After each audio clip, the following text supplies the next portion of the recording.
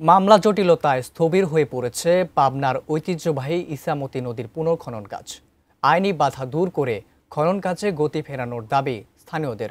শহরের বড় ব্রিজ এলাকা থেকে যুক্ত হচ্ছেন পাবনা প্রতিনিধি রিজবিজয়, সরাসরি চলে যাচ্ছে সেখানে। জয়, নদী পুনর্খননের যাবতীয় বিষয় নিয়ে জানাবেন।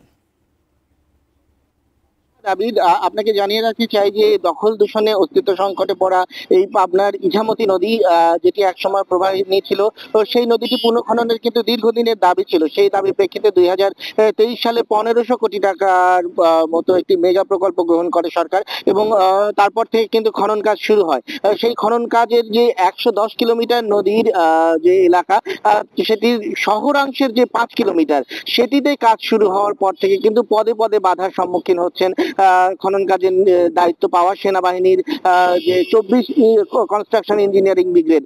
তো সেক্ষেত্রে আগে এই পাশে যে দখলদাররা ছিলেন, তারা তাদের জমি নিজস্ব দাবি করে 94টি মামলা করেছিলেন, এবং তারপরে গত 1 মাসের মধ্যে আরো নতুন করে 10টি মামলা করা হয়েছে। এই সমস্ত মামলার কারণে কিন্তু এই খনন কাজ স্থবির হয়ে পড়েছে, এবং এই শহরাংশের যে উচ্ছেদ কার্যক্রম, সেটিও কিন্তু এখন পর্যন্ত তেমন ভাবে শুরু হয়নি। তো সেক্ষেত্রে আসলে এই কাজটি যে যত দ্রুত হওয়ার কথা, সেটি কিন্তু হচ্ছে না। এর পাশাপাশি যে শহরের যে নদীর উপরে যে ব্রিজ গুলো রয়েছে, সেই ব্রিজ গুলোকে প্রশস্ত করা সহ সৌন্দর্য বর্ধনের নানা প্রকল্প কিন্তু এই নকশার মধ্যে রয়েছে।